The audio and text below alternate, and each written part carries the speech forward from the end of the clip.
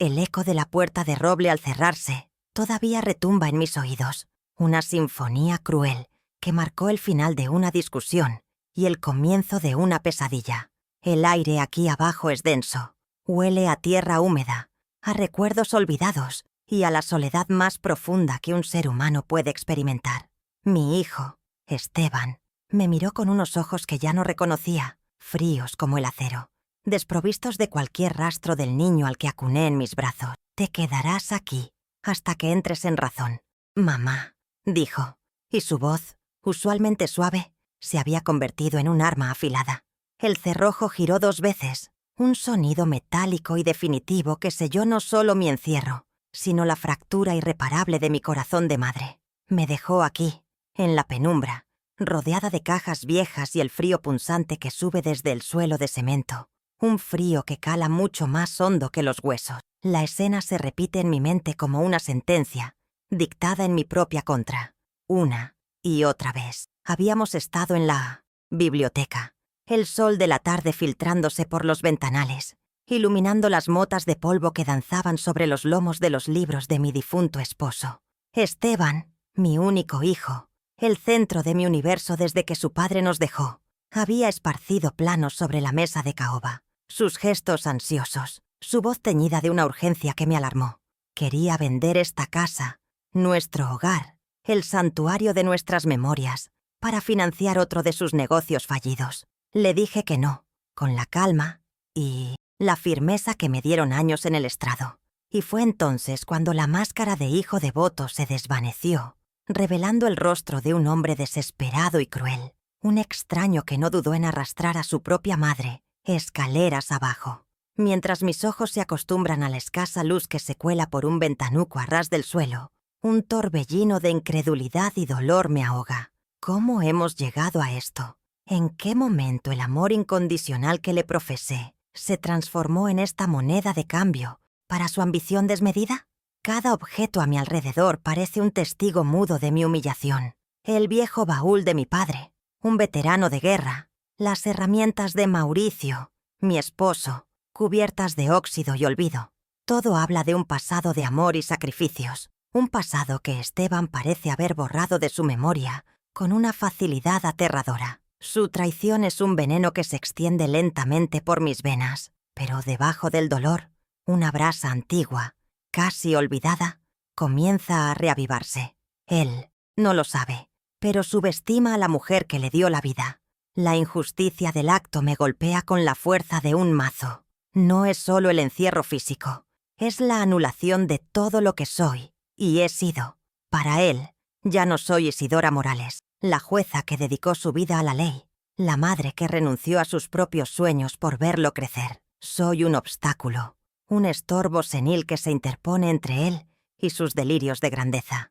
Escucho sus pasos arriba, moviéndose por la casa como si nada hubiera pasado, como si no acabara de enterrar en vida a su propia madre. La rabia, una emoción que rara vez me permití en mi vida profesional, comienza a bullir en mi pecho.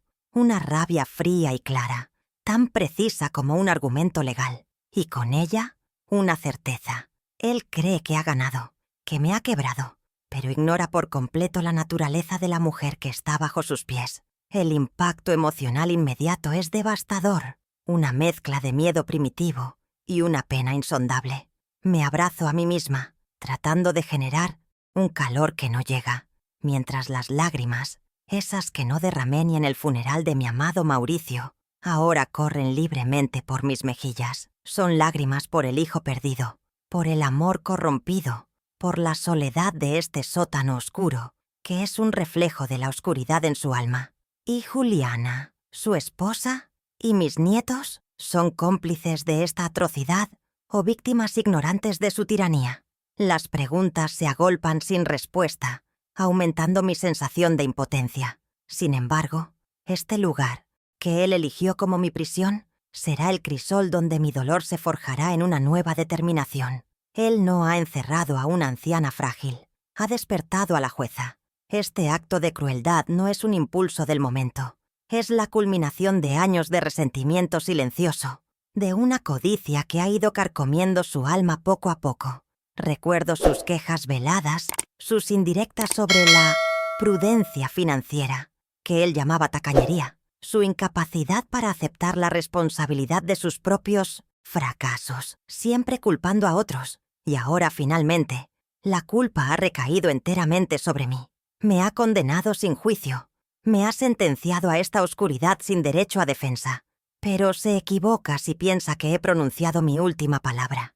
Mi mente, el único recurso que no puede arrebatarme, ya está trabajando, analizando, buscando fisuras en su plan perfecto. Y hay algo que él ignora, un detalle crucial sobre mi vida y mis relaciones que nunca consideró importante. La humillación es total, ser tratada como un objeto, ser descartada en el sótano de mi propia casa, la casa que construí con amor y esfuerzo junto a mi esposo. El frío del suelo se siente como la indiferencia de mi hijo, y la oscuridad es el velo que ha puesto sobre décadas de mi amor y dedicación. Pero mientras el miedo inicial se disipa, una claridad gélida toma su lugar. Él me ha subestimado. Ha visto solo a una viuda de 72 años, no a la estratega que desentrañó los casos más complejos. Cree que me ha dejado sin opciones, sin voz y sin poder. No podría estar más equivocado. Hay un poder que no se jubila, una influencia que no prescribe, y él está a punto de descubrirlo de la peor manera posible. Una promesa silenciosa nace en la penumbra de este sótano.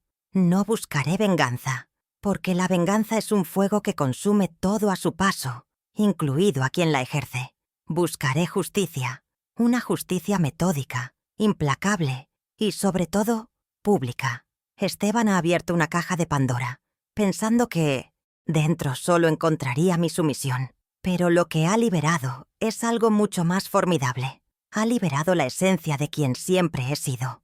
Una mujer que entiende el peso y el alcance de la ley. Y aunque él no lo sepa, yo conservo una llave. Una conexión con un mundo que él ni siquiera imagina. Una amistad forjada en el respeto y la gratitud, que será su perdición. Mi encierro no es el final de mi historia. Es el prólogo de la suya. Permítanme presentarme como es debido. No como la sombra temblorosa que mi hijo ha desterrado a este sótano, sino como la mujer que soy. Mi nombre es Isidora Morales, aunque en los tribunales, durante más de 40 años, todos me conocieron como la jueza Morales. Tengo 72 años y desde hace una década soy la viuda de Mauricio Duarte, un abogado brillante y el único hombre que amé. Vivo en esta casa, la que ahora sirve de mi prisión, un lugar que cada ladrillo y cada rosal en el jardín ayudamos a construir. Mi vida actual es sencilla, o lo era hasta hace unas horas. Se compone de pequeños rituales, el café de la mañana mientras leo el periódico, la poda cuidadosa de mis bugambillas, las largas conversaciones telefónicas con antiguos colegas que aún buscan mi consejo y, sobre todo, la espera de la visita de mi hijo y mis nietos, una espera que ahora se ha teñido de una amarga ironía. Mi rutina, que podría parecer monótona para algunos, era mi ancla. Después de la muerte de Mauricio, el silencio de esta casa era ensordecedor, y fue en la estructura de los días donde encontré consuelo. Cada libro en la biblioteca tiene una historia. Cada fotografía en la repisa de la chimenea es un eco de una risa compartida. Me convertí en una guardiana de memorias, no por melancolía, sino por un profundo respeto al amor que moldeó mi vida. Mi personalidad, forjada en la lógica y la imparcialidad de la ley, siempre ha sido analítica, a veces hasta el punto de parecer distante. Sin embargo, bajo la toga de jueza, siempre latió el corazón de una madre, un corazón que, ahora lo veo con dolorosa claridad, demostró ser mi punto más vulnerable, la puerta de entrada a la manipulación de mi propio hijo, quien confundió mi amor con debilidad. He enviudado hace ya 10 años, un aniversario que pasó sin fanfarrias, solo con un ramo de las rosas favoritas de Mauricio sobre su tumba. La soledad, al principio, fue una bestia extraña y amenazante. Mauricio no era solo mi esposo, era mi confidente, mi igual intelectual, el único que podía desafiar mis argumentos con una sonrisa y hacerme ver el lado humano detrás de la letra fría de la ley. Sin él, me sentí como un barco a la deriva. Fue Esteban quien, en ese momento, se convirtió en mi faro. o eso creí. Se mostró atento, preocupado, llenando el vacío con promesas de cuidado y compañía. Ingenua de mí, no vi que solo estaba evaluando el patrimonio, calculando el valor de mi vulnerabilidad. Mi amor por él me cegó. Me hizo interpretar su creciente codicia como una ambición sana, como el deseo de un hombre de probar su valía. Mis días transcurrían entre el cuidado del jardín, un legado de mi madre, y la lectura voraz. Los rosales de Mauricio, en particular, son mi tesoro. Cada poda, cada riego, es una conversación silenciosa con él. Le cuento de mis días, de mis preocupaciones por Esteban, de la alegría que me dan mis nietos adolescentes. Aunque los vea menos de lo que quisiera, mi fortaleza siempre residió en mi mente, en mi capacidad para ver patrones, para conectar hechos aparentemente inconexos y llegar a la verdad. Fui una jueza respetada, a veces temida por mi integridad inquebrantable. Nunca acepté un soborno, nunca me dejé influenciar por presiones externas. Sin embargo, esa misma rigidez que me sirvió en mi carrera profesional, me falló en mi vida personal. Juzgué a extraños con una claridad implacable, pero fui incapaz de ver la oscuridad que crecía en mi propio hogar. Mi principal vulnerabilidad ha sido siempre, y sin lugar a dudas, mi amor por Esteban. Como hijo único deposité en él todas mis esperanzas y sueños. Lo crié para que fuera un hombre de bien, un hombre como su padre, pero en algún punto del camino, algo se torció. Mi amor se convirtió en una excusa para sus fracasos. Mi apoyo financiero en una obligación que él sentía que le debía. Me volví ciega a las señales, a las pequeñas mentiras, a los proyectos que nunca se materializaban, pero que siempre requerían más y más dinero. Me convencí a mí misma de que solo estaba pasando por una mala racha, que necesitaba mi ayuda para encontrar su camino. Ahora, en la fría humedad de este sótano, veo la verdad. No estaba ayudándolo a levantarse. Estaba financiando la construcción de mi propia cárcel. A pesar de mi situación actual, sé que dentro de mí reside una fuerza que ha estado latente durante demasiado tiempo. Es la fuerza que me permitió ser una de las pocas mujeres de mi generación en llegar a ser jueza. Es la resiliencia que me sostuvo cuando Mauricio enfermó y se fue. Es la disciplina mental que me permite, incluso ahora, en medio del miedo y la desesperación, pensar con claridad. Esteban solo ve a una anciana frágil, dependiente y fácil de manipular. No ve a la mujer que enfrentó a los criminales más peligrosos del país, que redactó sentencias que sentaron jurisprudencia, que entiende el poder de la información y la estrategia. Este error de cálculo, este desprecio por mi verdadera naturaleza, será su mayor equivocación. Me considero una mujer de carácter íntegro. Un pilar que siempre intenté inculcar en mi hijo. La honestidad y la justicia no eran solo conceptos profesionales para mí, eran el eje de mi existencia. Ver a Esteban actuar con tal duplicidad y falta de escrúpulos es como ver una versión distorsionada de todo lo que valoro. ¿Cómo pudo desviarse tanto del camino que le tracé? Esta pregunta me atormenta más que el frío y la oscuridad. La traición no es solo haberme encerrado aquí. Es haber traicionado cada lección, cada sacrificio, cada gramo de fe que deposité en él. Es una afrenta a la memoria de su padre y a la esencia misma de nuestra familia.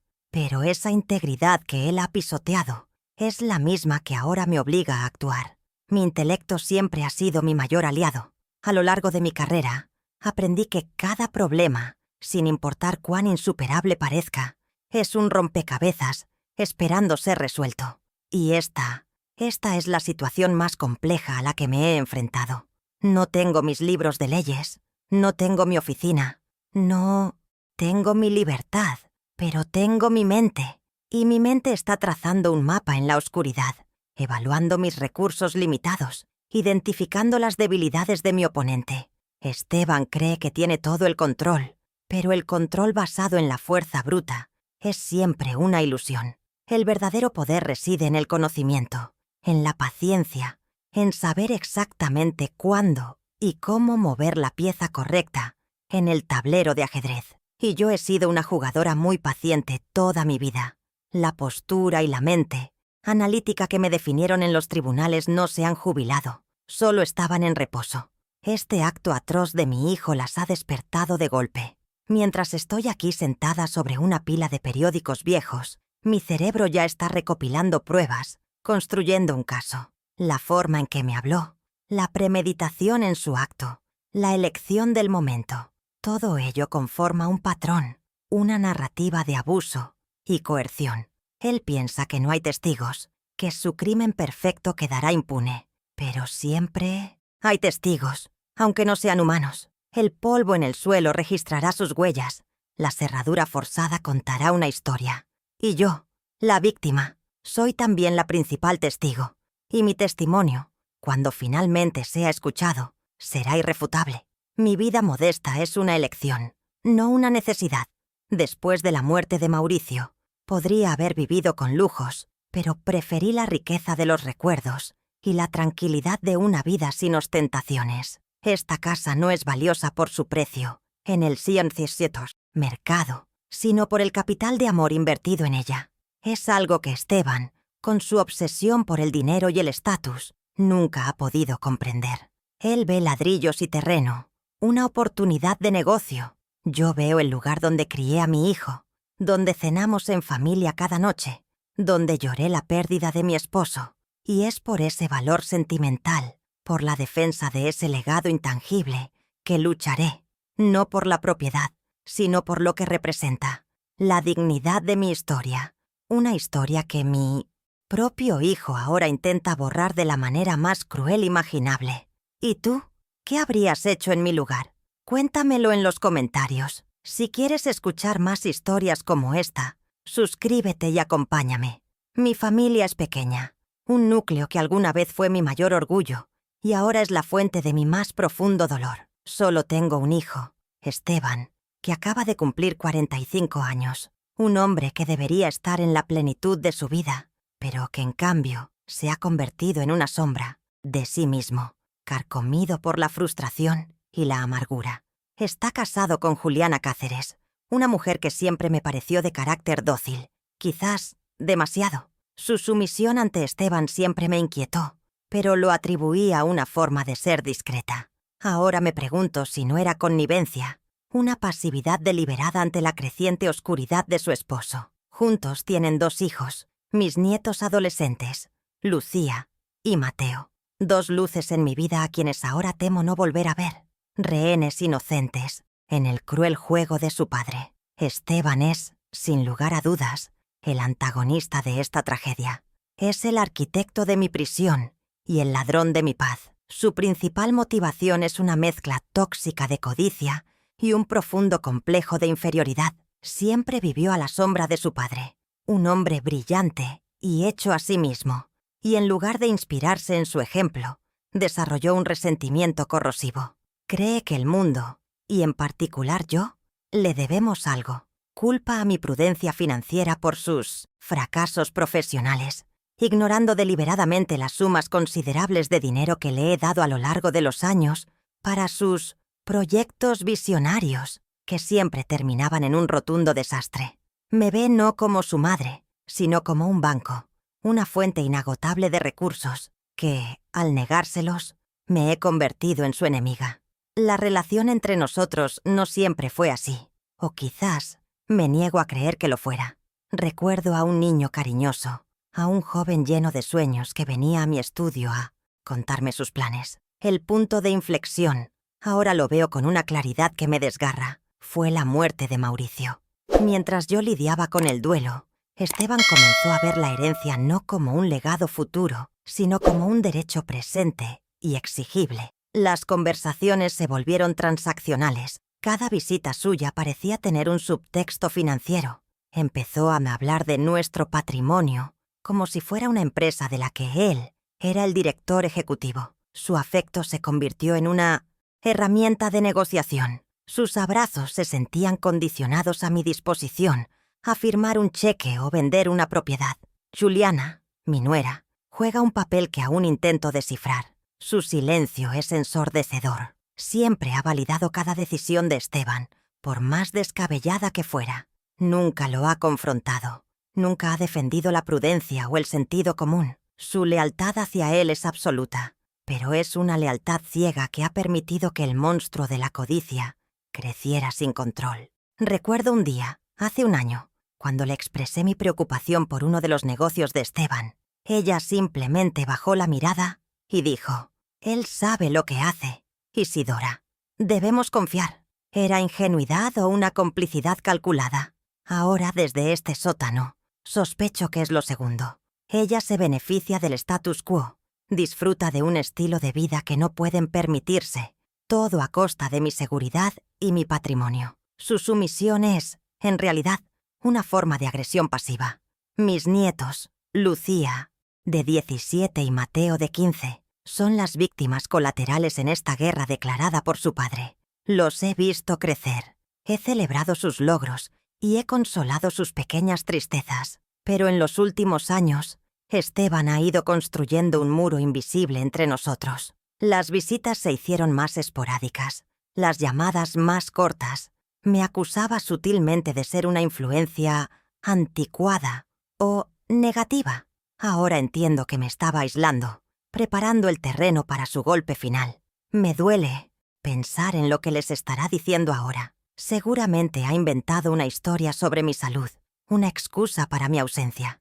Está envenenando sus mentes en mi contra, asegurándose de que nadie me busque, de que nadie haga preguntas incómodas. La evolución de nuestra relación se puede marcar con hitos de decepción. Recuerdo la primera vez que me pidió dinero para un negocio de importación. Se lo di, junto con los consejos de su padre para que creara un plan sólido. Fracasó. Luego vino una empresa de tecnología. Volví a apoyarlo. Fracasó de nuevo. Cada fracaso, en lugar de enseñarle humildad, alimentaba su resentimiento. Empezó a decir que yo no le daba suficiente capital para competir, que mis limitaciones lo estaban frenando. Pasó de ser un hijo agradecido a un acreedor resentido. La tensión se hizo palpable en cada comida familiar, en cada celebración. La casa, que antes era un refugio de amor, se convirtió en un campo de batalla silencioso donde yo siempre terminaba, sintiéndome culpable por proteger lo que Mauricio y yo habíamos construido con tanto esfuerzo. El antagonismo de Esteban se cristalizó en un episodio hace 6 meses. Fue durante la cena de mi cumpleaños. En lugar de un regalo, me presentó una propuesta formal, con documentos preparados por un abogado, para que le cediera el poder notarial sobre todas mis propiedades. Lo presentó como una forma de aliviarme de la carga en mi vejez. La frialdad de su planteamiento me heló la sangre. Le dije que no, que mientras tuviera mi juicio y mi salud, yo manejaría mis propios asuntos. Su rostro se transformó. Por primera vez vi en sus ojos un odio puro, gélido. Esa noche, la guerra dejó de ser silenciosa. Se dio cuenta de que no cedería a la manipulación emocional y decidió que tendría que recurrir a la fuerza.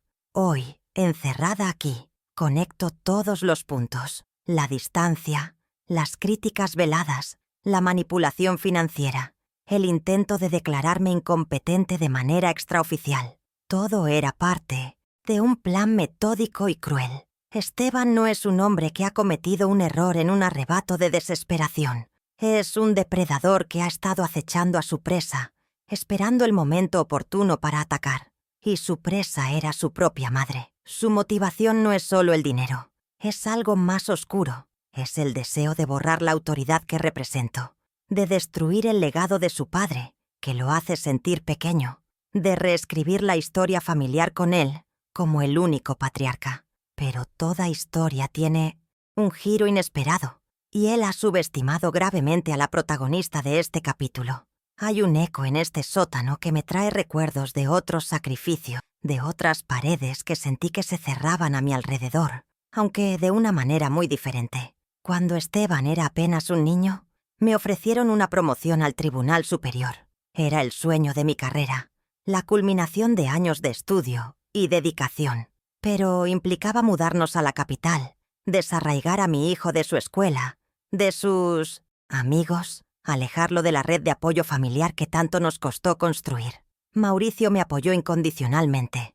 Me dijo que tomara la oportunidad, que nos las arreglaríamos. Pero vi la ansiedad en los pequeños ojos de Esteban, su miedo al cambio, y tomé una decisión. Abdiqué de esa promoción, Elegí su estabilidad por encima de mi ambición. Pensé que estaba construyendo su futuro, sin darme cuenta de que quizás estaba sentando un precedente peligroso, que mis necesidades siempre estarían en un segundo plano. Décadas de esfuerzo se resumen en las manos que ahora observo en la penumbra, arrugadas y manchadas por la tierra del jardín. Manos que una vez redactaron sentencias complejas y que también amasaron pan, cosieron uniformes escolares y sostuvieron la frente febril de mi hijo en largas noches de enfermedad. Cuando Mauricio murió, el pilar económico y emocional de nuestra familia se derrumbó.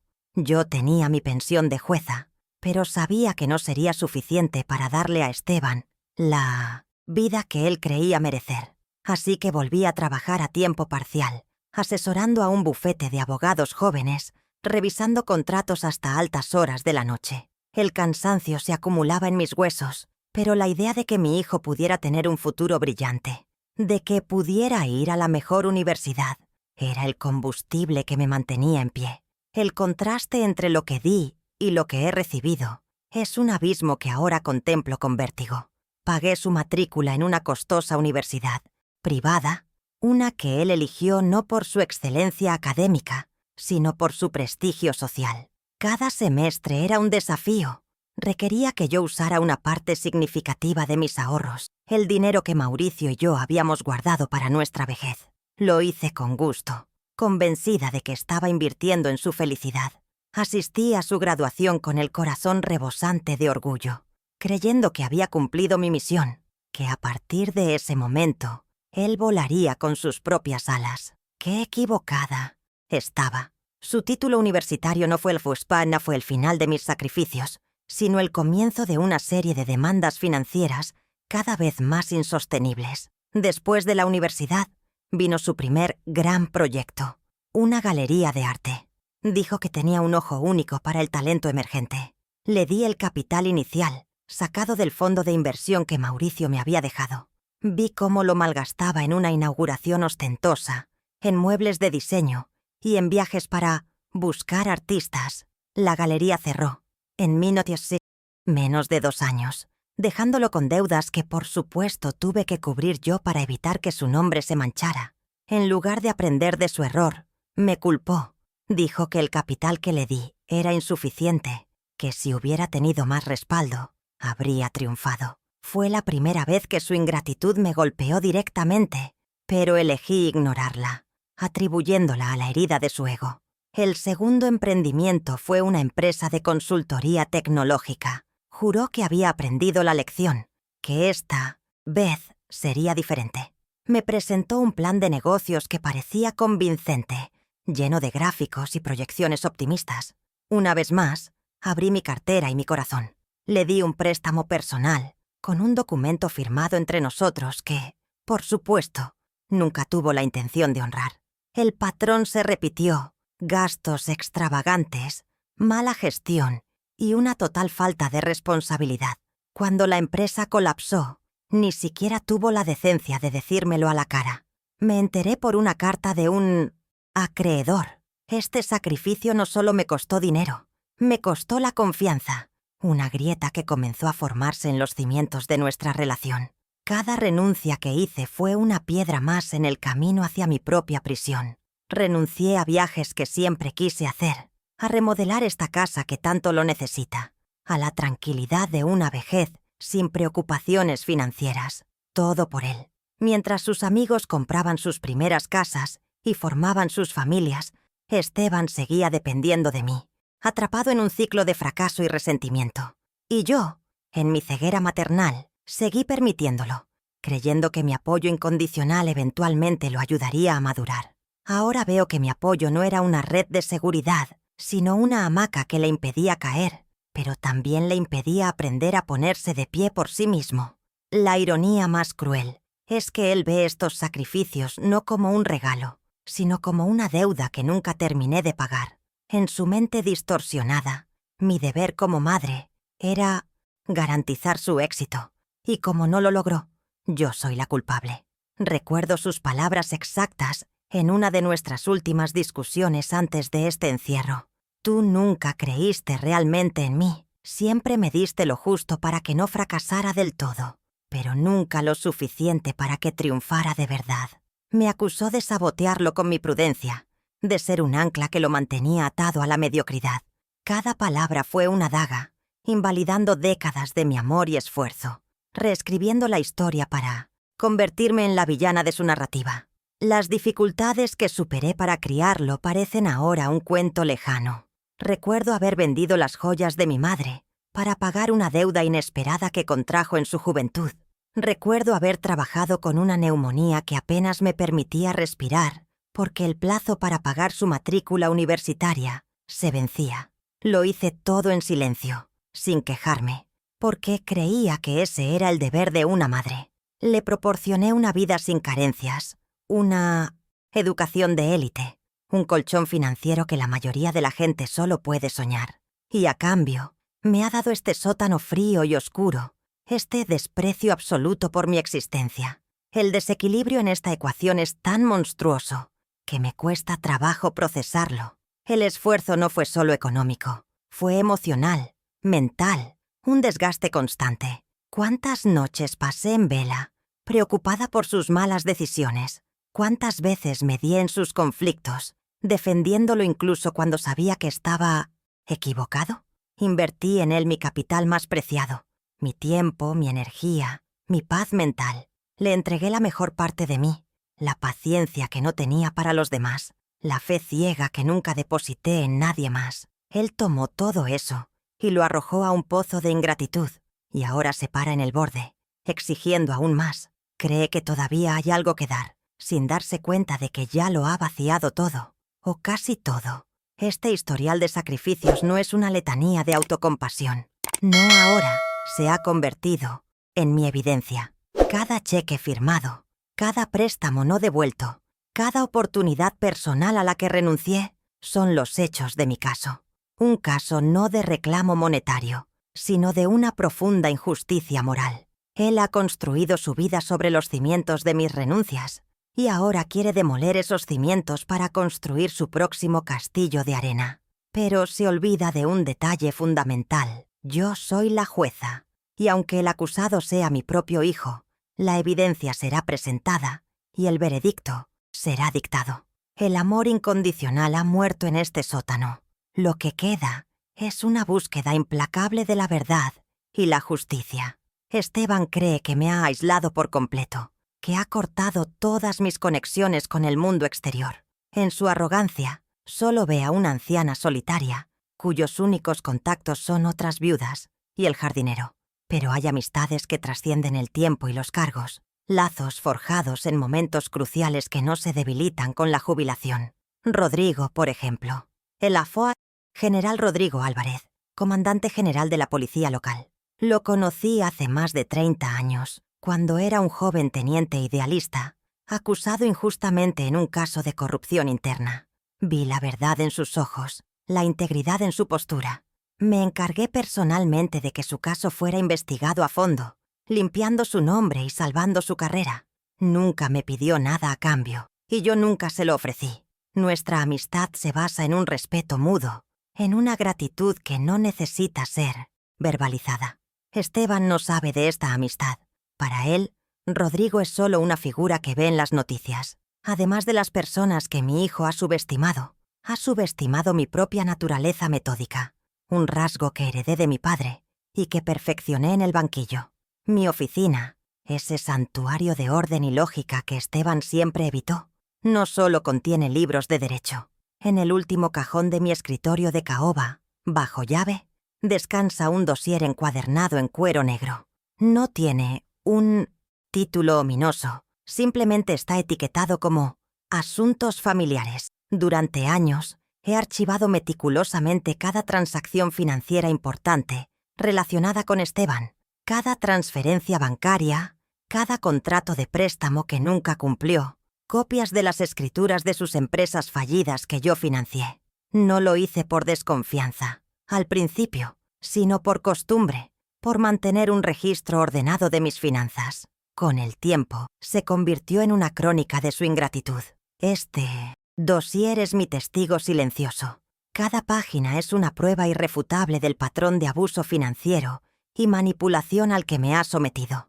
Contiene los correos electrónicos en los que me suplicaba ayuda, prometiendo devolver cada centavo. Incluye los informes de los contadores que advertían de la inviabilidad de sus proyectos. Es un mapa detallado de mis sacrificios y de su mala fe. Esteban no tiene ni la más remota idea de que existe. Él, con su naturaleza caótica y su aversión por los detalles, nunca se preocuparía por algo tan aburrido como el papeleo. Siempre vio el dinero como algo abstracto, algo que simplemente aparecía cuando lo necesitaba.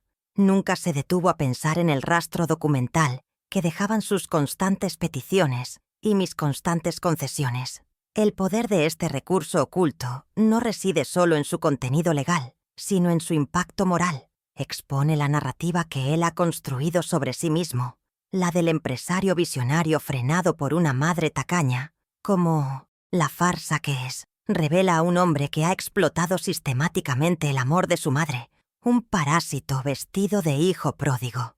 He mantenido este archivo en secreto, casi por vergüenza, como si documentar sus fallos fuera una traición a mi papel de madre. Ahora, en la oscuridad de este sótano, entiendo que no era vergüenza, sino prudencia. Era mi instinto de jueza, mi subconsciente, preparándose para un juicio que no sabía que llegaría. La evidencia está recopilada, ordenada y esperando su momento para ser presentada ante el tribunal correspondiente. Esta información, este conocimiento que poseo, debe permanecer en la sombra por ahora. Es mi as en la manga, la pieza clave de una estrategia que apenas comienza a formarse en mi mente. Revelarlo prematuramente sería un error. Esteban se sentiría acorralado y podría volverse aún más impredecible y peligroso. No, el poder de este secreto reside en el elemento sorpresa. Debe ser desvelado en el momento y el lugar precisos para causar el máximo impacto. No para destruirlo por venganza, sino para neutralizarlo, para despojarlo de las mentiras con las que ha construido su falsa identidad y para proteger a mis nietos de su influencia tóxica. La justicia, como aprendí en mi larga carrera, no siempre es ruidosa. A menudo, las victorias más significativas se gestan en el silencio y la preparación meticulosa. Así que mientras mi hijo camina sobre mi cabeza, sintiéndose el rey de su castillo, ignora por completo los cimientos sobre los que realmente se asienta su poder. Mi silencio y su ignorancia. No sabe que la anciana que ha encerrado en el sótano mantiene una línea directa con el hombre que comanda todas las fuerzas policiales de la ciudad. No sabe que cada uno de sus fracasos y mentiras financieras está documentado con una precisión legal que él nunca podría refutar. Él juega una partida de damas, moviendo sus piezas con torpeza y agresividad. Yo, en cambio, estoy jugando al ajedrez. Y he estado observando el tablero durante mucho, mucho tiempo. Solo necesito encontrar la manera de mover mi primera pieza desde esta celda improvisada. Los días aquí abajo se funden en una monótona penumbra, marcados únicamente por el delgado rayo de luz que se desplaza por el suelo de cemento. El conflicto, sin embargo, lejos de estancarse, se intensifica con cada gesto de mi hijo. La primera vez que bajó después del encierro inicial, no trajo palabras de arrepentimiento, sino un plato de sobras frías, comida que ni siquiera le darían a un perro. Lo dejó en el suelo, sin mirarme a los ojos, como si yo fuera una bestia en una jaula. «Para que no digas que no te cuido», murmuró con un sarcasmo que me heló la sangre más que la propia humedad del sótano. Ese acto de desprecio fue más doloroso que cualquier grito. Me estaba despojando de mi humanidad, reduciéndome a una simple boca que alimentar, a una existencia que dependía enteramente de su mezquina caridad. El abuso se volvió psicológico, una tortura calculada. A veces, se paraba al otro lado de la puerta y me hablaba.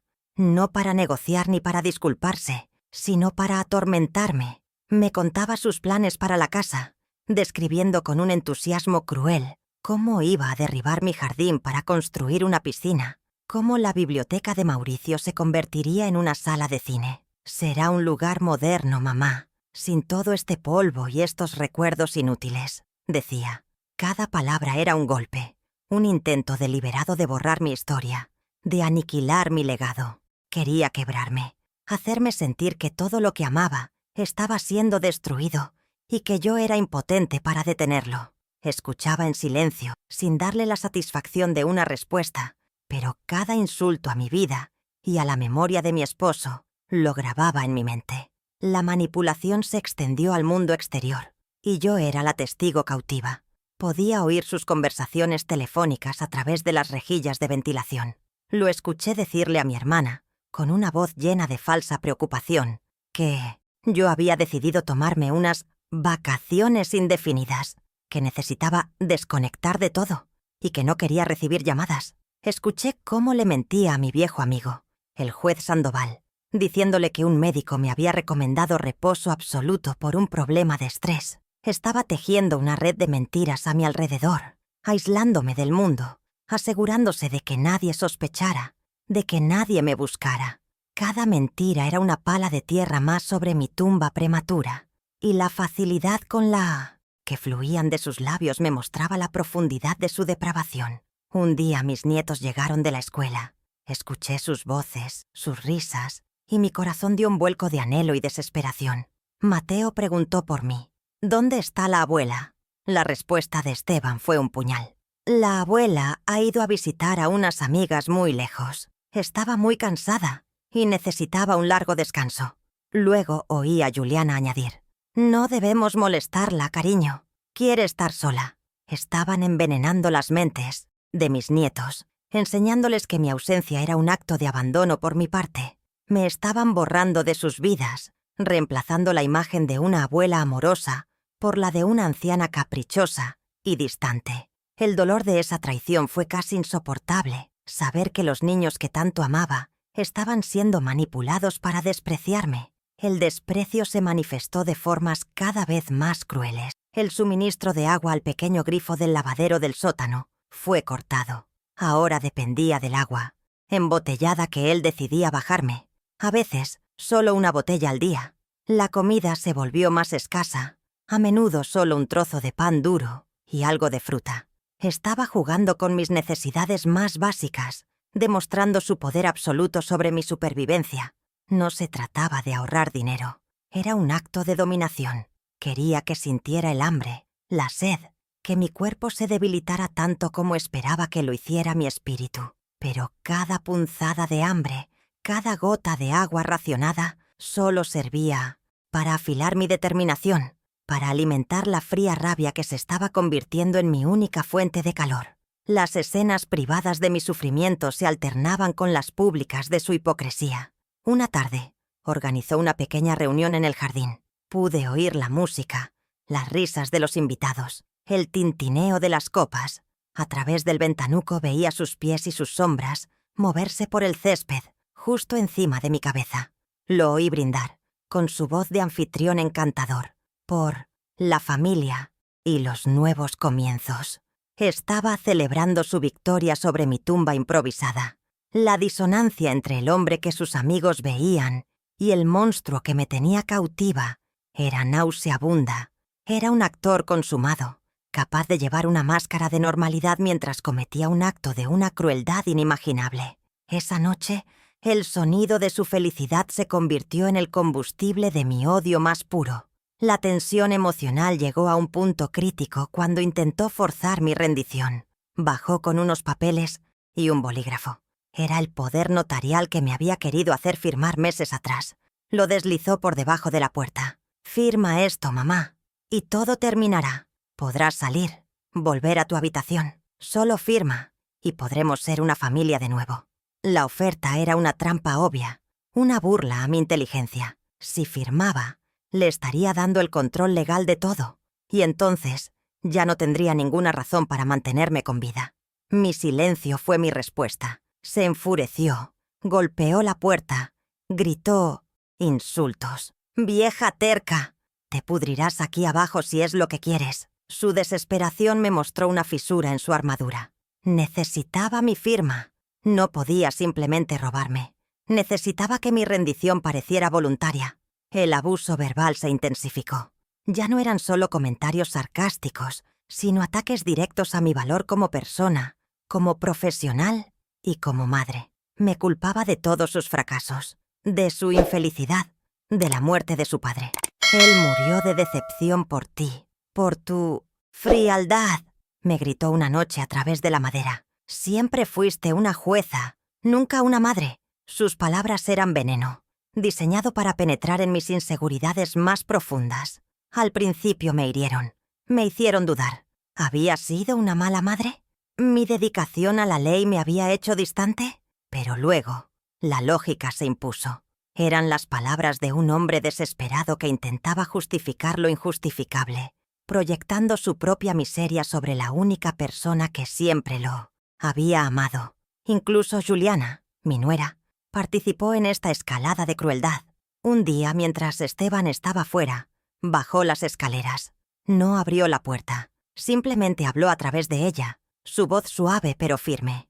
«Isidora, debería hacer lo que él dice.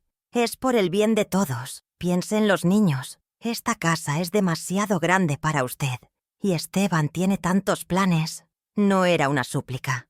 Era una amenaza velada. Estaba siendo la buena policía en el interrogatorio de su esposo, tratando de manipularme con un falso sentimentalismo. Su complicidad ya no era pasiva, era activa y consciente. Se había convertido en una carcelera tan culpable como él, una cómplice que susurraba veneno en lugar de gritarlo. El olor a lejía se volvió frecuente. Limpiaban la casa de forma obsesiva. Al principio no lo entendí, pero luego me di cuenta. Estaban borrando mis huellas, eliminando cualquier rastro de mi existencia reciente. Querían que pareciera que realmente me había ido de viaje, que la casa estaba siendo cuidada en mi ausencia. Era un acto premeditado, calculado, que demostraba que no tenían intención de dejarme salir pronto. Estaban construyendo su coartada, asegurándose de que si alguien hacía preguntas, la escena que presentaran fuera impecable. Cada rincón limpio de la casa de arriba era un grito silencioso que confirmaba la gravedad de mi situación. Una noche, una tormenta terrible azotó la ciudad. Las luces se apagaron y el sótano se sumió en una oscuridad total. El agua comenzó a filtrarse por las paredes, formando charcos a mis pies. El frío era insoportable. Grité pidiendo ayuda, mi voz ahogada por el sonido de los truenos. Nadie respondió. Me dejaron sola, en la oscuridad, con el agua subiendo, sin saber si la inundación llegaría a ser peligrosa. Fue una noche de terror puro, sintiendo una vulnerabilidad que nunca antes había experimentado. A la mañana siguiente, cuando la luz volvió, Esteban bajó y me miró con una sonrisa torcida. «¿Tuviste una buena noche, mamá?» El sadismo en su pregunta me confirmó que estaba tratando con un sociópata. El desprecio llegó a su punto más bajo cuando trajo a un tasador a la casa. Lo escuché guiar al hombre por las habitaciones, hablando en voz alta sobre el potencial de la propiedad una vez que se desocupe. Me describió a mí, a su propia madre, como un obstáculo temporal, una situación que se resolverá pronto. Yo era un mueble viejo que había que quitar, un problema logístico en su camino hacia la riqueza. Escuchar mi vida y mi hogar siendo discutidos en términos de metros cuadrados y valor de mercado por mi propio hijo, mientras yo estaba atrapada a pocos metros bajo sus pies, fue la humillación definitiva. Ya no había rastro del niño que crié, solo quedaba un monstruo de codicia. La tensión alcanzó un nuevo nivel cuando oí a Esteban hablar con alguien por teléfono sobre inversores que vendrían a cenar. Planeaba usar mi casa, mi prisión, como un escenario para impresionar a posibles socios comerciales, para proyectar una imagen de éxito y estabilidad que estaba lejos de poseer. Esta era una escalada peligrosa. La presencia de extraños en la casa aumentaba el riesgo para él, pero también, potencialmente, una oportunidad para mí. Si iba a haber testigos, necesitaba encontrar una manera de que presenciaran algo más que su farsa. El anuncio de esta cena se convirtió en un catalizador, una fecha límite. Sabía que tenía que actuar, y rápido. Cada uno de estos episodios sucesivos no hizo más que fortalecer mi resolución. Cada insulto, cada acto de crueldad, cada mentira se convirtieron en ladrillos para la fortaleza de mi determinación. Esteban creía que me estaba demoliendo, pero en realidad me estaba dando las armas que necesitaba. Me estaba mostrando la verdadera extensión de su depravación, proporcionándome un testimonio de primera mano de su carácter. Estaba construyendo, sin saberlo, el caso perfecto en mi contra. Y yo, la jueza cautiva, estaba tomando nota de cada detalle, preparándome para el momento en que el tribunal finalmente fuera convocado. La justicia silenciosa estaba llegando. El punto de ruptura no fue un grito ahogado en la oscuridad, ni un torrente de lágrimas desesperadas. Fue un instante de una calma glacial, un silencio profundo que se asentó en mi alma. Sucedió justo después de que oyera a Esteban planear la cena para sus inversores. La idea de que él usara la tumba de mi dignidad como escenario para su farsa, que brindara con champán sobre mi cabeza mientras yo languidecía en la miseria, fue una profanación tan absoluta que algo dentro de mí se quebró y se reacomodó en una nueva forma, más dura, más afilada. En ese momento, dejé de ser una víctima. Dejé de implorar mentalmente por el regreso del hijo que amaba. Acepté que ese hijo ya no existía y que el hombre que ocupaba su lugar era mi adversario. La tristeza no desapareció, pero quedó relegada a un segundo plano, eclipsada por una claridad de propósito tan intensa que casi me dejó sin aliento. Fue en ese silencio sepulcral, con el eco de sus planes resonando en mis oídos, que mi mente de jueza tomó el control total, sin las ataduras del amor maternal que la habían nublado durante tanto tiempo. Ya no se trataba de sobrevivir día a día, esperando un milagro o un ataque de conciencia que nunca llegaría. Ahora se trataba de ejecutar una sentencia. Mi amor incondicional, mi disposición a perdonar, mi esperanza en su redención. Todos esos sentimientos se convirtieron en debilidades que ya no podía permitirme. El interruptor emocional giró de madre herida a estratega en combate. Mi objetivo ya no era escapar, era impartir justicia. Una justicia que no sería impulsiva ni vengativa, sino metódica, legal e irrefutable. La jueza Isidora Morales había vuelto a ocupar su estrado, y mi prisión se había convertido en su despacho.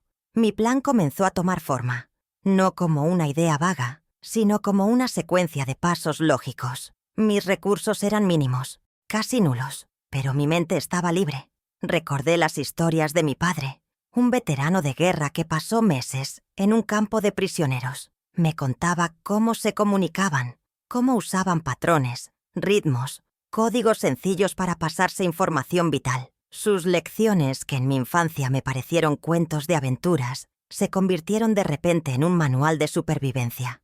Observé mi entorno con nuevos ojos, no como una colección de trastos viejos, sino como un arsenal de herramientas potenciales. La vieja tubería de cobre que recorría la pared, el trozo de metal suelto de una estantería rota, la pequeña ventana del sótano que daba al jardín del vecino. Cada elemento se convirtió en una pieza de mi rompecabezas. El primer paso era establecer una línea de comunicación, por precaria que fuera. La ventana del sótano, alta y estrecha, era mi única conexión visual con el exterior. Daba a un costado de la casa de mi vecino, un joven estudiante de Derecho al que siempre saludaba, cordialmente cuando lo veía salir por las mañanas. Un joven que por su disciplina de estudio, a menudo tenía las luces encendidas hasta tarde. No podía gritar. Esteban o Juliana me oirían. Tenía que ser más sutil. Necesitaba atraer su atención de una manera que pareciera accidental, pero que fuera lo suficientemente persistente como para despertar su curiosidad. Mi plan no involucraría gritos desesperados, sino una anomalía, una pequeña perturbación en la normalidad de su mundo, que lo obligara a mirar más de cerca. Él sería mi mensajero involuntario, el primer eslabón de una cadena que llegaría mucho más lejos. Encontré mi instrumento en un rincón oscuro, una varilla de metal oxidada, que alguna vez fue parte de un estante. Era lo suficientemente pesada como para producir un sonido claro, y lo suficientemente pequeña como para ocultarla fácilmente. Mi objetivo era la tubería de calefacción, que sabía que recorría varias partes de la casa y que, por la acústica de las construcciones antiguas, podía transmitir el sonido de formas inesperadas. No empezaría de inmediato. La paciencia era clave. Tenía que elegir el momento adecuado, una hora en la que fuera más probable que el joven vecino estuviera en su estudio, cuya ventana se alineaba parcialmente con la mía. Tenía que ser de noche, cuando los ruidos del día se hubieran apagado y un sonido rítmico y anómalo tuviera más posibilidades de ser notado. El código era la parte más sencilla. SOS. 3 golpes cortos, 3 largos, 3 cortos. Un llamado de auxilio universal que cualquier persona, y ciertamente un joven instruido, podría reconocer, o al menos investigar. Comencé a practicar, golpeando suavemente la varilla contra la palma de mi mano, memorizando el ritmo, la cadencia. No había lugar para el error. Cada golpe tenía que ser deliberado, preciso. Este no era un acto de desesperación, sino una operación calculada. Mi corazón ya no latía con miedo, sino con la adrenalina fría de la ejecución de un plan. Cada ensayo silencioso era una pequeña rebelión, un acto de desafío que me devolvía una fracción del poder que me habían arrebatado. Sabía que mi plan tenía que tener un objetivo final claro y único. No podía pedirle al vecino que llamara a la policía, de forma genérica. Eso podría generar un caos que Esteban podría controlar o manipular a su favor. Necesitaba que hiciera una única llamada, a una única persona, con un mensaje que solo esa persona entendería en toda su gravedad. La llamada sería para el general Rodrigo Álvarez. El mensaje sería breve y codificado, algo que parecería críptico para cualquiera, pero que para Rodrigo sería una alarma inconfundible, algo relacionado con un viejo caso, una frase que solo nosotros dos compartíamos. Esta especificidad era crucial para evitar que mi rescate se convirtiera en un simple incidente doméstico que Esteban pudiera minimizar con sus mentiras. Así, mi ruptura silenciosa se materializó en acción. Dejé de llorar por el pasado y comencé a trabajar por el futuro. Un futuro en el que mi dignidad sería restaurada y mi hijo enfrentaría las consecuencias legales de sus actos. Mi pequeño rincón oscuro dejó de ser una celda para convertirse en un centro de comando. El miedo fue reemplazado por la concentración y la autocompasión por la estrategia. Esperé a que la noche cayera, a que las luces de la casa del vecino se encendieran. Sostuve la varilla de metal en mi mano. Su frío óxido se sentía como el acero de mi nueva resolución. El plan estaba en marcha. La jueza estaba a punto de llamar a su primer testigo. La primera noche, mi corazón martilleaba al ritmo de los golpes que daba en la tubería. 3 cortos, 3 largos, 3 cortos. Hice una pausa, escuchando con cada fibra de mi ser. Nada, solo el zumbido del viejo congelador y los ruidos habituales de la casa. La decepción fue una punzada fría, pero la deseché. La paciencia era mi aliada. Repetí la secuencia cada media hora, un metrónomo de esperanza en la opresiva quietud. Fue en la tercera hora, pasada la medianoche, cuando noté un cambio. La luz en la ventana del estudio de mi vecino se apagó y luego se volvió a encender. Unos minutos más tarde, vi su silueta acercarse a la ventana, intentando mirar hacia mi sótano.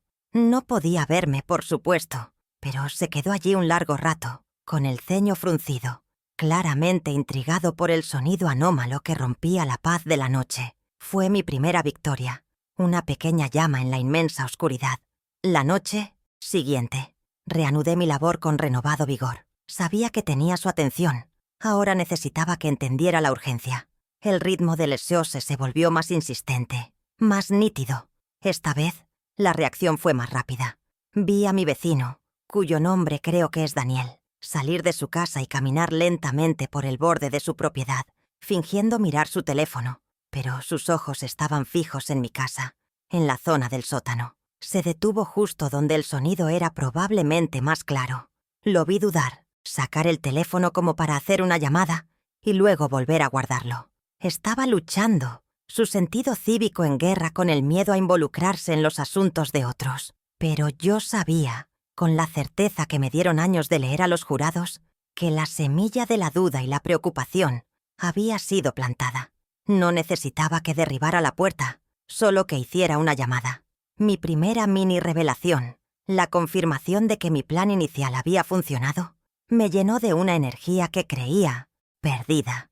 Ya no era una prisionera pasiva, era una operadora activa, llevando a cabo una misión clandestina.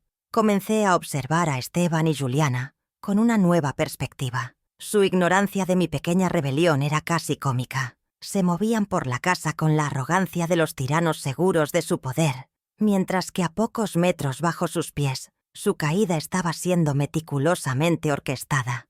Esta sensación de tener un secreto, de poseer un conocimiento que ellos ignoraban, me devolvió una parte fundamental de mí misma.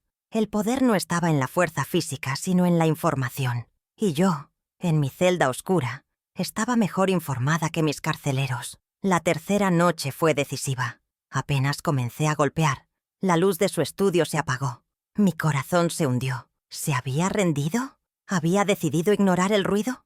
Pero entonces, a través de la pequeña ventana, vi el resplandor de una linterna.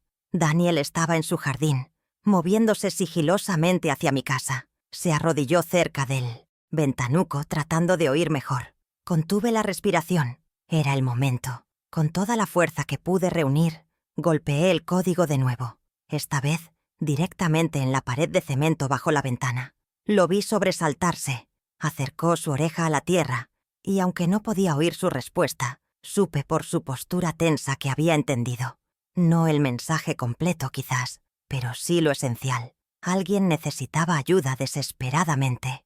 Lo vi levantarse y correr de vuelta a su casa, esta vez con una determinación que no dejaba lugar a dudas. Ahora venía la parte más difícil, la espera. Había hecho mi parte. Había enviado mi mensaje al mundo. ¿Habría entendido Daniel la gravedad? ¿Haría la llamada correcta? ¿O simplemente llamaría a la policía local, desencadenando una respuesta que Esteban podría fácilmente desviar? Las horas que siguieron fueron una tortura. Cada crujido de la casa, cada coche que pasaba por la calle, me hacía saltar. Esteban bajó una vez con mi ración de comida. Su humor era agrio. «Pareces animada, mamá. ¿Te estás acostumbrando a tu nuevo hogar?» Le sostuve la mirada. Un pequeño atisbo de desafío en mis ojos, que pareció desconcertarlo por un segundo. Él no sabía que yo ya no estaba sola en mi lucha. Tenía un aliado, aunque él no lo supiera. La segunda mini revelación llegó 2 días después, de una forma tan sutil que casi dudo de mí misma. Era media tarde. Un coche sin distintivos, un sedán oscuro de un modelo comúnmente usado por funcionarios del gobierno, pasó muy despacio por nuestra calle. No sería nada fuera de lo común, excepto que el conductor, un hombre con gafas de sol a pesar del día nublado, miraba fijamente nuestra casa. Disminuyó la velocidad casi hasta detenerse frente al sótano. Luego aceleró y se fue. Podría haber sido una coincidencia, por supuesto, pero en mi profesión aprendí que las coincidencias son a menudo la excusa de una mente que no ha sabido conectar los puntos. Y mi instinto, ese viejo amigo infalible, me dijo que el mensaje había sido entregado y recibido. Rodrigo estaba al tanto. Este pequeño avance renovó mi interés y mi paciencia. El plan estaba en marcha. Las ruedas de la justicia, aunque lentas, habían comenzado a girar. Ahora mi papel era observar y esperar el momento oportuno. La cena de inversores de Esteban se cernía como la fecha límite perfecta para el clímax. Me dediqué a escuchar sus preparativos, memorizando los detalles, el número de invitados, la hora de llegada, el menú que Juliana planeaba. Cada dato era una pieza de inteligencia que podría ser útil. Mi mente, que había estado a punto de sucumbir al letargo de la desesperación, ahora estaba aguda, procesando información, anticipando movimientos, preparándose para el enfrentamiento final que sabía que era inevitable. Incluso el comportamiento de Esteban cambió sutilmente. Estaba más nervioso, más irritable. Lo atribuí a la presión de su reunión de negocios, pero una parte de mí se preguntaba si su subconsciente no había captado las pequeñas vibraciones de mi resistencia, la minúscula pero perceptible shift en la dinámica de poder. Me gritó una vez sin razón aparente, acusándome de ser una presencia maligna, incluso encerrada. «Siento tu juicio incluso a través del suelo», exclamó. Una declaración que me habría hecho sonreír si la situación no fuera tan grave. Sin saberlo, estaba reconociendo que no había logrado quebrarme. Mi espíritu, mi esencia, seguía siendo una fuerza a tener en cuenta, incluso desde las profundidades del sótano. Otra señal llegó al día siguiente. un supuesto técnico de la compañía eléctrica, pasó casi una hora examinando el poste de luz que está justo enfrente de mi ventana. Su atención parecía desproporcionada para una simple revisión de rutina. Sus movimientos eran deliberados, sus miradas hacia la casa demasiado frecuentes. No llevaba el uniforme habitual, sino uno genérico, y su vehículo carecía de los logotipos estándar. Era otro actor en el escenario que Rodrigo estaba montando. Estaba reconociendo el terreno, evaluando la situación, planificando la intervención con la precisión de un general antes de la batalla. Mi mensaje codificado no solo había solicitado ayuda, había activado una operación. La certeza me inundó con una oleada de poder y vindicación. Estas pequeñas victorias fueron el oxígeno que mi esperanza necesitaba para sobrevivir. Me demostraron que no estaba sola y que mi plan, nacido de la desesperación y la lógica, estaba funcionando. La tensión aumentaba a cada minuto que pasaba. La cena de Esteban sería en 2 días. Él creía que sería la noche de su gran triunfo, la noche en que aseguraría su futuro financiero sobre las ruinas de mi vida. No tenía idea de que, en realidad, estaba organizando el escenario perfecto para su propia caída. Cada preparativo que hacía, cada botella de vino que compraba, cada mentira que ensayaba, lo acercaba un paso más al abismo. Y así, esperé. Mi miedo se había transformado en una anticipación eléctrica. Ya no era la víctima temblorosa en la oscuridad. Era una colaboradora silenciosa en mi propio rescate, la autora intelectual de la justicia, que estaba a punto de desatarse.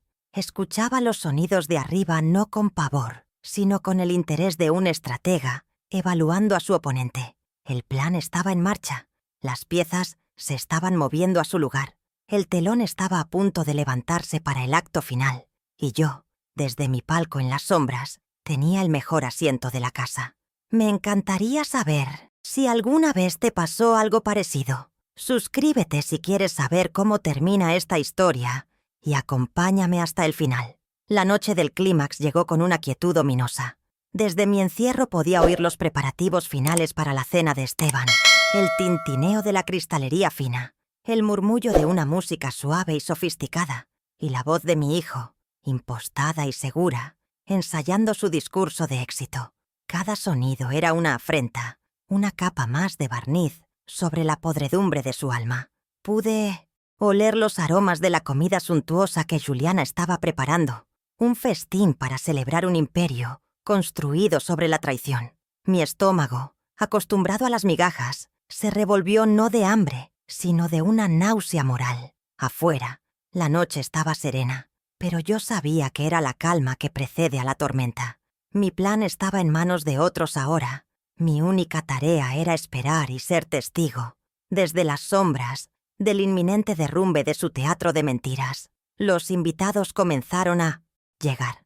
Escuchaba sus voces educadas, sus risas forzadas, mientras Esteban y Juliana los recibían con una hospitalidad empalagosa. «Bienvenidos a nuestro hogar», oí decir a mi hijo. Y la palabra «hogar» sonó como una blasfemia. Estaba vendiendo una ilusión, usando las paredes que Mauricio y yo levantamos con amor, como un mero accesorio para su estafa.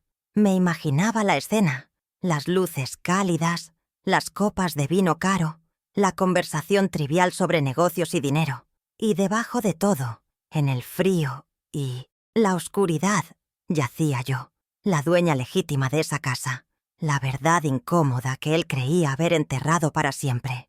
La tensión en mi cuerpo era casi insoportable, una cuerda de violín a punto de romperse. ¿Funcionaría? ¿Llegaría Rodrigo a tiempo? Justo cuando Esteban comenzaba su presentación, con su voz resonando a través del suelo, un nuevo sonido rompió la atmósfera cuidadosamente construida. Al principio fue sutil, un murmullo lejano que creció hasta convertirse en el inconfundible destello de luces rojas y azules que se filtraban por mi ventanuco, pintando la pared opuesta con franjas intermitentes de pánico. Luego, el ruido de varios vehículos deteniéndose bruscamente afuera. Escuché un silencio repentino en el piso de arriba. La música se detuvo. Las voces se apagaron. La farsa se había interrumpido. Pude imaginar el desconcierto en los rostros de los invitados, la confusión de Juliana y la primera punzada de verdadero miedo en el corazón de mi hijo. La justicia no había enviado una invitación. Había llegado para derribar la puerta. El golpe en la puerta principal no fue violento ni agresivo. Fue formal, resonante, 3 toques firmes que parecían hacer eco en toda la casa. Escuché los pasos nerviosos de Esteban, su irritación audible en cada pisada. Abrió la puerta, y aunque no pude ver la escena, pude oír la voz que había estado esperando, una voz que no había envejecido un día, llena de autoridad y una calma de acero. «Buenas noches», dijo el general Rodrigo Álvarez. Su tono era cortés, pero no dejaba lugar a dudas sobre su poder.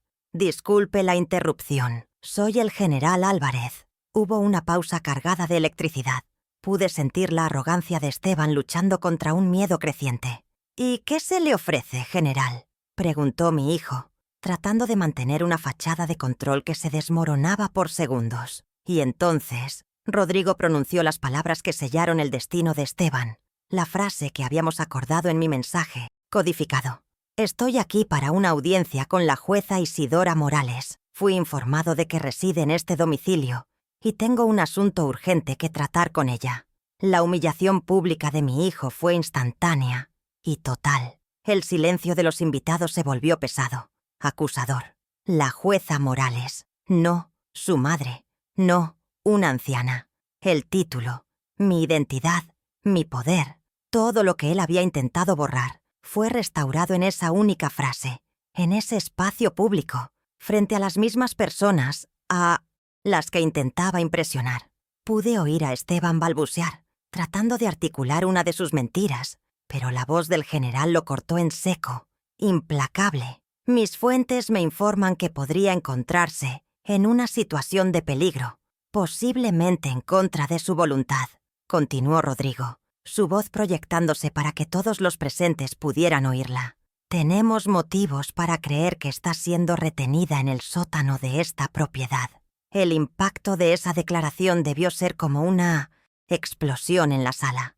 El secreto más oscuro de Esteban, revelado a la luz de los focos de sus potenciales inversores. Ya no era un empresario exitoso, sino un criminal, un monstruo que encerraba a su propia madre. Pude oír un grito ahogado, probablemente de Juliana, y murmullos de horror entre los invitados. El teatro de Esteban no solo se había derrumbado, había sido reducido a cenizas en un instante.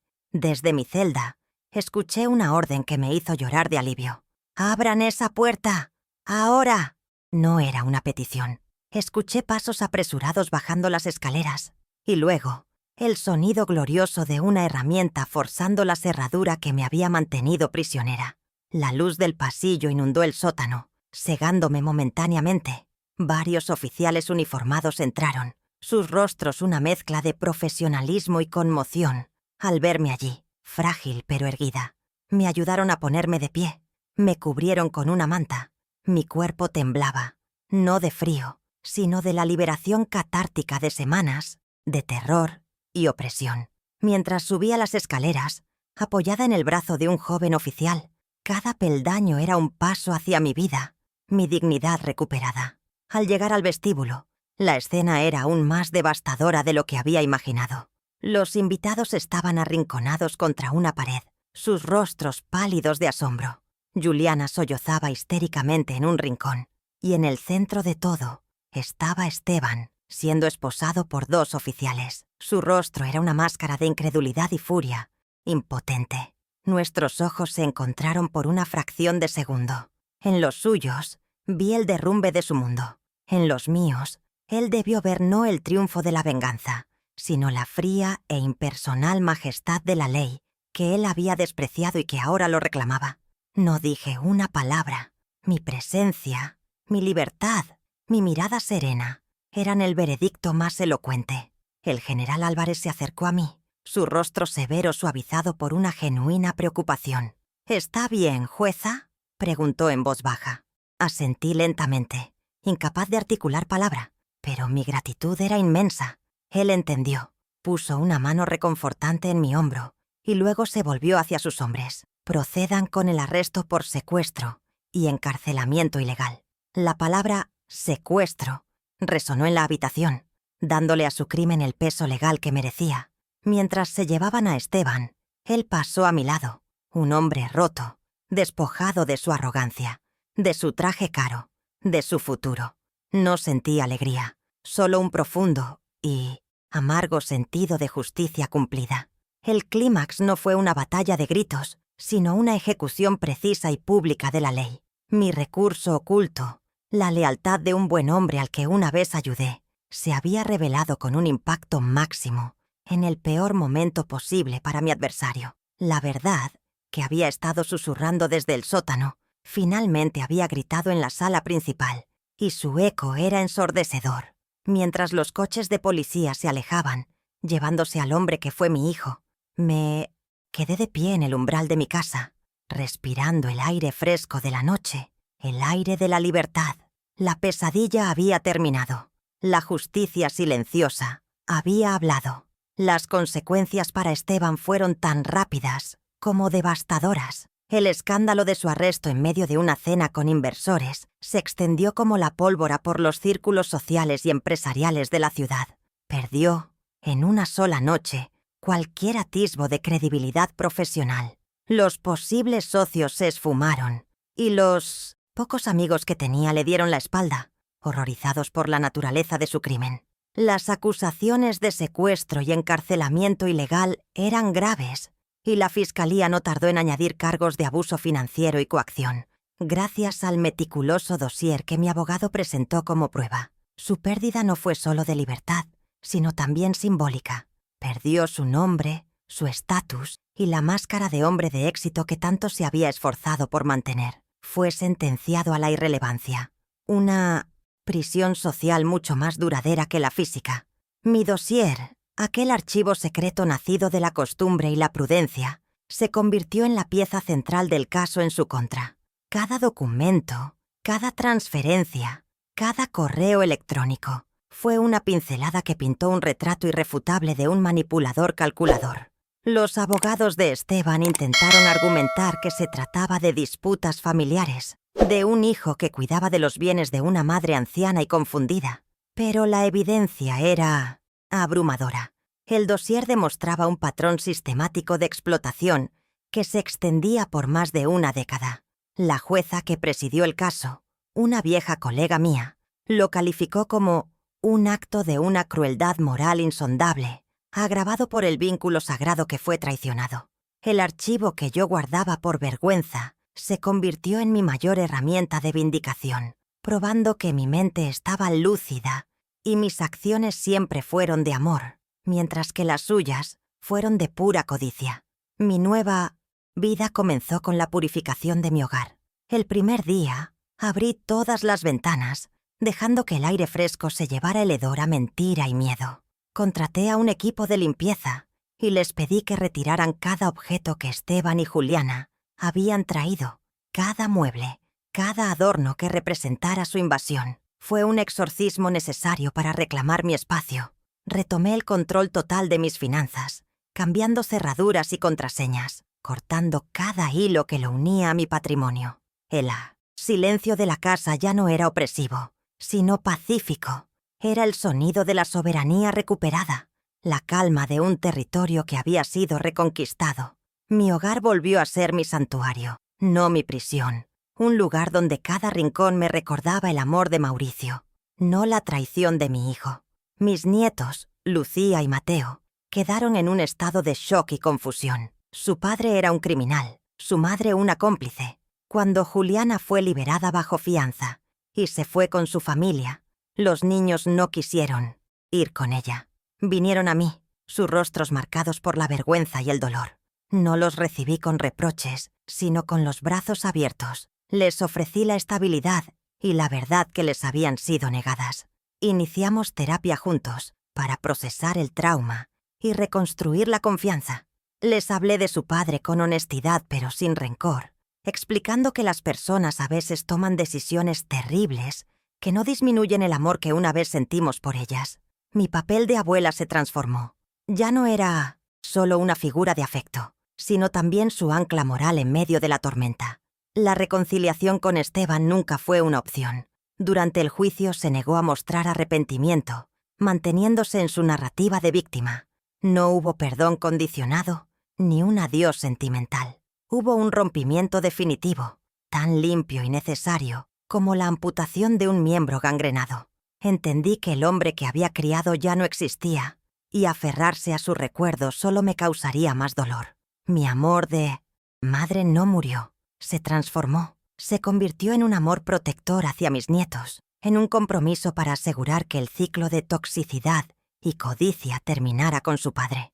El cierre no vino del perdón, sino de la aceptación y la justicia. Para proteger el futuro de Lucía y Mateo, tomé una decisión crucial. Con el asesoramiento de mi abogado, establecí un fondo fiduciario con la totalidad de mi patrimonio.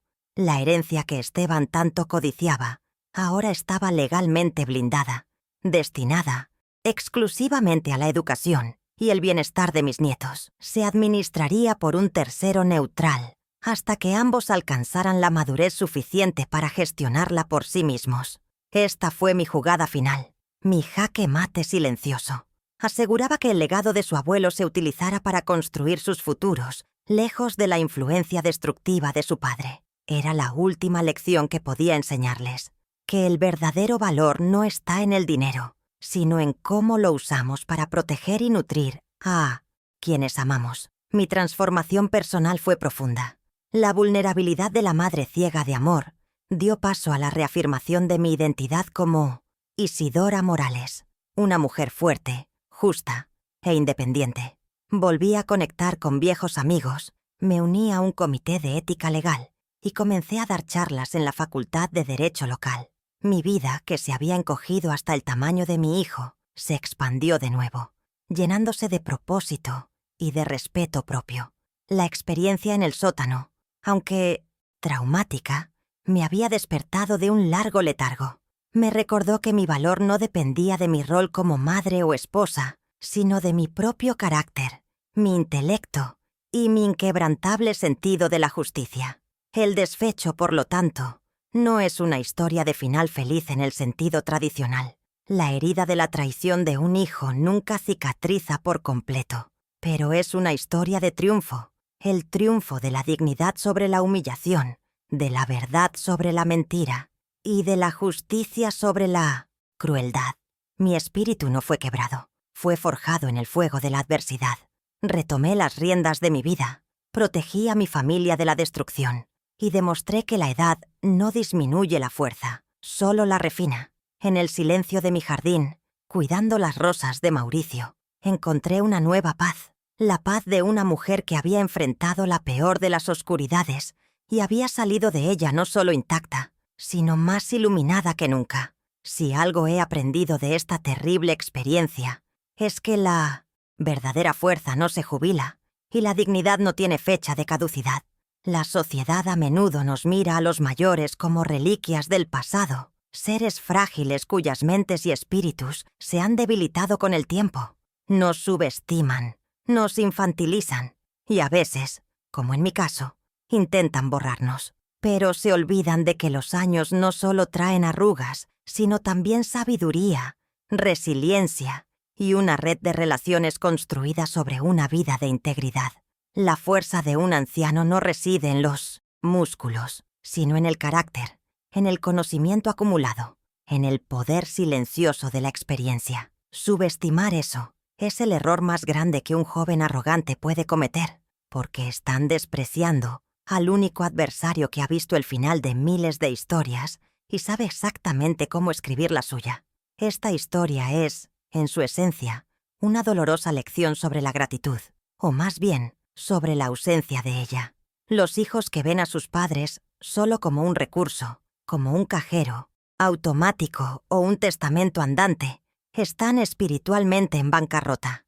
No entienden que el mayor legado que reciben no es el material, sino el de los sacrificios invisibles, las noches en vela, las oportunidades renunciadas, el amor incondicional que los formó. La gratitud es el pegamento que mantiene unida a una familia a través de las generaciones. Cuando ese pegamento se disuelve por la codicia y el egoísmo, la estructura se derrumba. Que mi historia sirva de advertencia. Honren a quienes se sacrificaron por ustedes, porque la justicia, ya sea divina o terrenal, tiene una forma muy particular de alcanzar a aquellos que muerden la mano que les dio de comer. También aprendí la lección más dura para una madre. A veces, el amor más grande que puedes demostrar es saber cuándo soltar, aferrarse a la ilusión de quien fue tu hijo, mientras ignoras al monstruo en el que se ha convertido. No es lealtad, es autodestrucción. Proteger a mis nietos y a mí misma requirió que matara la esperanza de que Esteban volviera a ser el niño que amé.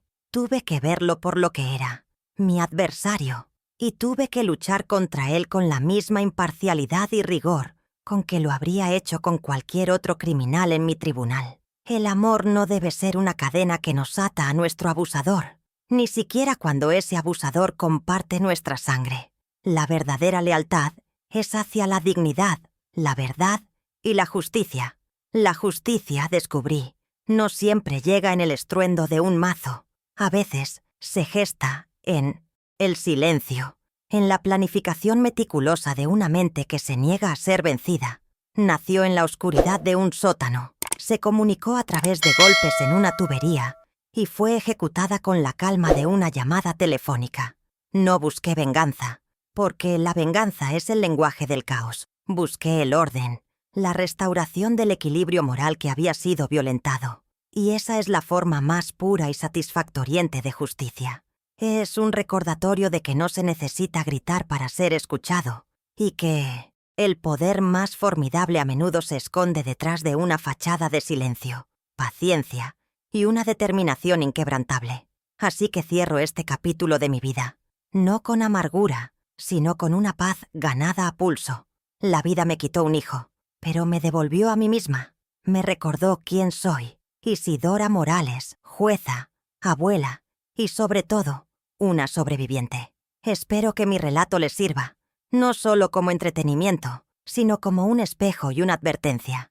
Valoren a sus mayores, sean agradecidos y nunca, jamás subestimen el poder de una justicia silenciosa. Si mi historia te ha conmovido o te ha hecho reflexionar, compártela para que este mensaje de dignidad y respeto llegue a todos los rincones, porque en cada familia, en cada hogar, hay una historia de sacrificio que merece ser honrada.